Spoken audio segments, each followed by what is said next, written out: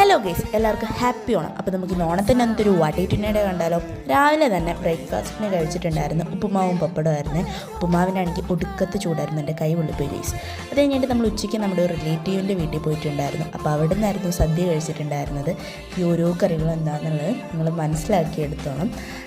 അങ്ങനെ നമ്മൾ സദ്യ കഴിക്കാൻ തുടങ്ങി. ആദ്യം തന്നെ ഞാൻ എൻ്റെ ഫേവറേറ്റ് കറിയായിട്ടുള്ള പരിപ്പ് കറിയും പപ്പടവും കഴിച്ചാണ് സ്റ്റാർട്ട് ചെയ്തത്.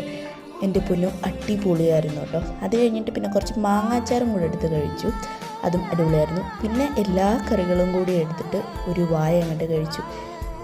അടിപൊളി ടേസ്റ്റായിരുന്നു. പിന്നെ നിങ്ങളുടെ സദ്യയിലെ ഫേവറേറ്റ് കറി ഏതാണെന്ന് കമൻറ്റ് ചെയ്യണേ. ലാസ്റ്റ് പിന്നെ സേമിയ പായസവും പപ്പടവും പഴവും ഒരു വായ അങ്ങോട്ട് കഴിച്ചിട്ടേ ഞാൻ എൻ്റെ സദ്യ ഇവിടെ ഫിനിഷ് ചെയ്തു.